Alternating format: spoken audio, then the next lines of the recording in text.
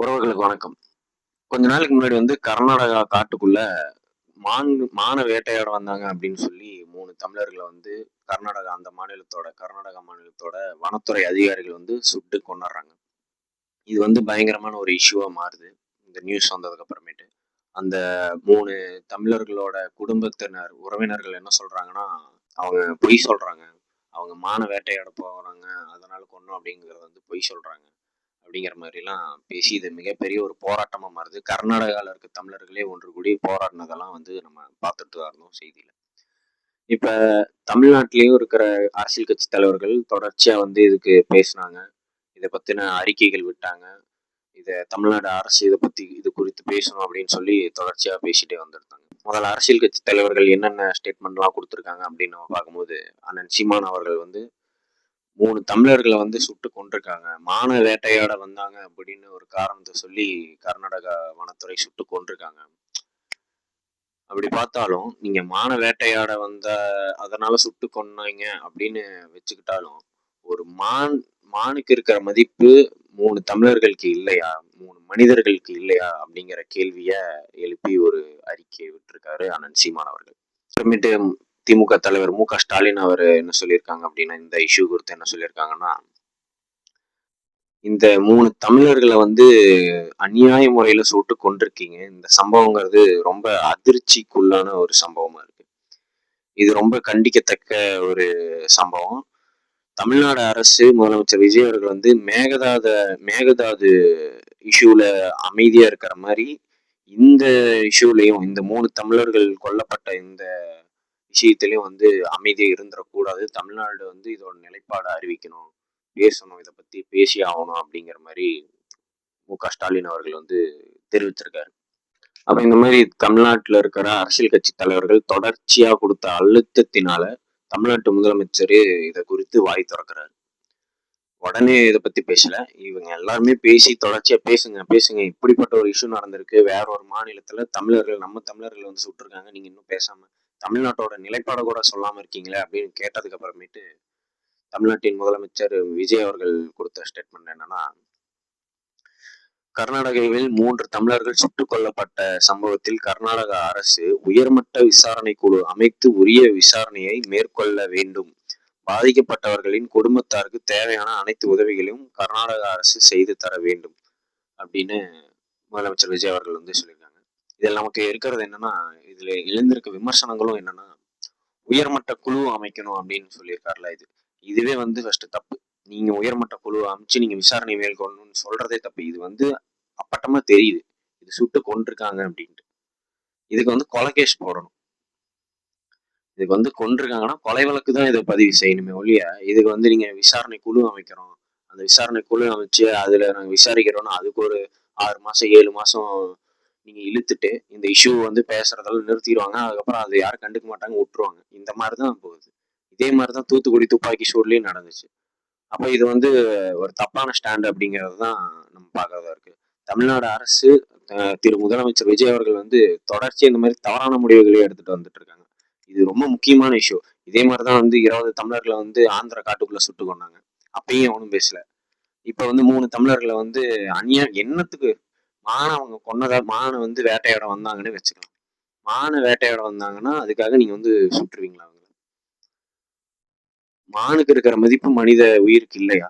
இந்த கேள்வியெல்லாம் தான் எழுப்ப வேண்டியதா இருக்கு. அப்ப இந்த சூழ்நிலை தமிழ்நாடு அரசு இந்த 3 தமிழர்களோட குடும்பத்துக்கு நிதி உதவிங்கிறத அறிவிச்சிருக்காங்க. 10 லட்சம் இழப்பீடு நிதியா அறிவிச்சிருக்காங்க. இது ஒரு தப்பான ஒரு டிசிஷன் மாதிரி இருக்கு. இது 10 லட்சம் கொடுக்கணுமானா கொடுக்கணும் தான், உடனே கொடுக்காதீங்க. கர்நாடக அரசு முதல்ல வாங்கி கொடுத்துட்டு, கர்நாடக அரசு தான் இந்த தப்பு செஞ்சிருக்கு. அப்ப கர்நாடக அரசு முதல்ல அவங்களோட நிதியை அந்த குடும்பத்துக்கு உரிய இழப்பீட்டு நிதியை வாங்கி கொடுத்துட்டு அதுக்கப்புறம் தமிழ்நாட்டின் சார்பா அறிவிக்கணும். இப்ப நீங்க இதை எடுப்புல அறிவிச்சதுங்கிறது இப்ப அவங்க என்ன பண்ணுவாங்க? அவங்க கொடுக்க மாட்டாங்கல்ல. கொஞ்சம் கூட ஒரு நிதானமே இல்லாம செயல்படுறாங்களோ தமிழ்நாட்டின் முதலமைச்சர், தமிழ்நாட்டோட அமைச்சர்கள், இந்த நிர்வாகமே ஒரு நிதானத்துல இல்லாம செயல்படுறாங்களோ அப்படின்னு தான் நமக்கு கேட்க தோணுது. இப்ப இருக்கிற ரொம்ப முக்கியமான ஒரு விஷயம் என்னன்னா, இப்ப முதலமைச்சர் விஜய் அவர்கள் சொன்னதை நான் சொல்லியிருந்தேன், உயர்மட்ட குழு விசாரணை நடத்தணும், அதை நீங்க விசாரணை நடத்தி என்ன நடந்துச்சுன்னு சொல்லணும் அப்படின்னு கர்நாடக அரசுக்கு நம்ம தமிழ்நாட்டு அரசின் சார்பா முதலமைச்சர் சொன்னதை நம்ம பார்த்தோம். இப்ப கர்நாடகா மாநிலத்தோட முதலமைச்சர் வந்து இதுக்கு ஒரு பதில் கொடுத்திருக்காரு. அது ரொம்ப ரொம்ப எப்படி சொல்றது? ரொம்ப ஒரு கோவத்தை ஏற்படுத்துற ஒரு பதிலா இருக்கு. அவர் என்ன சொல்லியிருக்காருன்னா, 3 தமிழர்கள் சுட்டுக் கொல்லப்பட்ட இந்த விஷயத்துல வந்து தமிழ்நாடு அரசு வந்து தலையிடக்கூடாது. நீங்க உங்க வேலையை பாருங்க. நாங்க எங்க வேலையை பார்த்துக்கிறோம். எங்க மாநிலத்தை எப்படி காப்பாத்தணும்னு எங்களுக்கு தெரியும். நீங்க தமிழ்நாடு எங்களுக்கு சொல்லித் தர தேவையில்லைங்கிற மாதிரியான ஒரு ஸ்டேட்மெண்ட்ட இந்த கர்நாடகா மாநிலத்தோட முதலமைச்சர் சொல்லியிருக்காங்க. இது என்ன ஒரு எப்படி சொல்றது? இது எப்படிப்பட்ட ஒரு பேச்சா நம்ம எடுத்துக்கிறது? ஒரு 3 தமிழர்கள் சுட்டுக் கொல்லப்பட்டிருக்காங்க. அநியாய முறையில் சுட்டுக் கொல்லப்பட்டிருக்காங்க காட்டுக்குள்ள. அப்ப அது கேள்வி கேட்டோம்னா, அது நீங்க வந்து என்ன நீங்கலாம் அதுல தலையிடக்கூடாது. நீங்கலாம் அத பத்தி பேசக்கூடாதுன்னா, அப்ப வேற யார் பேசுவா? செத்து விழுந்தது எங்க ஆளு. செத்து விழுந்தது எங்க உறவினர்கள். அவங்க எங்க உறவுகள். அவங்களுக்காக நாங்க பேசாம வேற யார் பேசுவோம்? அத பத்தி நீங்க பேசக்கூடாது. இது தலையிடக்கூடாதுன்னா வேற யார் தலையிடுவாங்க அப்புறம்? நீ பாட்டுக்கு அங்க இருக்கிறவங்க அப்புறம் ஒவ்வொருத்தனா சுட்டு கொண்டுட்டே போவீங்க. நாங்க இங்க இருக்கிறவங்க எல்லாம் வந்து வேடிக்கை பார்த்துட்டு உட்காந்துட்டு இருப்பாங்களா? உலகத்துல இருக்க எந்த தமிழர்களுக்கு எங்க யாருக்கு அடிபட்டாலும் அவங்களுக்காக பேச போறது தமிழ்நாட்டுல இருக்கிற தமிழர்கள் தான் பேசி ஆகணும். ஏன்னா இங்க நாங்க நிலைத்து வாழ்றோம்ல. அவங்களுக்காக நீங்க ஏன் பேசுறீங்க? கர்நாடகாக்குள்ள நீங்க வந்து அப்ப தமிழ்நாட்டுக்குள்ள இருக்கிற கன்னடர்கள் யாராவது உயிர் இழந்தாங்க இந்த மாதிரி ஒரு அநியாய முறையில உயிர் இழந்தாங்கன்னா அதை பத்தி நீங்க பேசாம இருந்துருவீங்களா? கர்நாடகாவை எதிர்த்து தமிழ்நாடு போராடுறதுக்கே நீங்க வந்து அங்க அப்படி ஆச்சா ஓச்சான்னு கொந்தளிக்கிறீங்க. அப்ப தமிழர்களை வந்து கொன்றிருக்கீங்க 3 பேரை. அதை பத்தி பேசக்கூடாதுன்னு சொல்றது அப்ப நீங்க யார் பெஸ்ட்? தமிழ்நாட்டுல வந்து தமிழர்கள் மாதிரியே கன்னடர்கள், பிற மொழியாளர்கள் எல்லாருமே நிம்மதியா வாழ்ந்துட முடியுங்கிற ஒரு சூழ்நிலை இருக்குல்ல. அந்த அந்த ஒரு இதுலதான் வந்து நீங்க இந்த மாதிரியான திமிர்த்தனமான பேச்செல்லாம் பேசிட்டு இருக்கிறீங்க. தமிழ்நாட்டிலையும் இந்த மாதிரி காவிரி இஷ்யூ வரும்போது எப்படி கர்நாடகாவில் இருக்க தமிழர்களுக்கு வந்து ஒரு அச்சுறுத்தல் வருது. அவங்க பயப்படுறாங்க. கர்நாடகா இஷ்யூ வந்துச்சுனாலே இந்த காவிரி இஷ்யூ வந்துச்சுனாலே இப்ப அங்க இருக்கிற தமிழர்கள் எல்லாம் பதட்டத்திலே இருக்காங்கல்ல. அந்த மாதிரி ஒரு பதட்டத்தை வந்து தமிழ்நாட்டுல உருவாக்காம வச்சிருக்கோம்ல. அது எங்க பெருந்தன்மை. அந்த மாதிரி திருப்பி உருவாக்க வச்சாதீங்க. இது ரொம்ப தவறான நடவடிக்கை, தவறான பேச்சா இருக்கு இந்த முதலமைச்சரோட பேச்சுங்கிறது. கர்நாடக முதலமைச்சர் அவங்களோட பேச்சுங்கிறது. இதுக்கு தமிழ்நாடு அரசு திருப்பி இதுக்கு தக்க பதிலடிங்கிறத கொடுக்கணும். ஏன்னா இவங்க இவங்க வாய்க்கு தகுந்த மாதிரி பேசிட்டு போயிடுவாங்க. இப்ப இவங்களும் தமிழ்நாடு பேசுமா அப்படின்னு நமக்கு சந்தேகமா இருக்கு. இவங்களும் நமக்கானவங்களா அப்படின்னு நம்ம யோசிக்க வேண்டியதா இருக்கு. ஏன்னா கர்நாடகா இருக்க காங்கிரஸ் கட்சியோட ஆள் தான் இவரு, இந்த சிவகுமார். அவங்க தான் இப்ப முதலமைச்சர். இப்ப தமிழ்நாட்டுல காங்கிரஸ் கூட யார் கூட்டணியில இருக்கான்னு உங்களுக்கே தெரியும். அப்ப இது இது எந்த விஷயத்துல வந்து இப்ப எப்படி இதுக்கு வந்து பேச போறாங்க? தமிழ்நாட்டோட முதலமைச்சரும் விஜய் அவர்கள் எப்படி இதை பத்தி பேச போறாங்க? இதுக்கு எப்படி ரியாக்ட் பண்ண போறாங்கன்னு தெரியல. இது ரொம்ப தப்பா போயிட்டு இருக்கு. உடனடியா வந்து இதுக்கு பதிலடி கொடுக்கணும். இது தமிழர்கள் அந்த 3 குடும்பத்துக்கும் நீதி வாங்கி தரணும். அந்த 3 குடும்பத்துக்கும் உரிய நிதி தேவைங்கிறத பூர்த்தி செய்யணும்.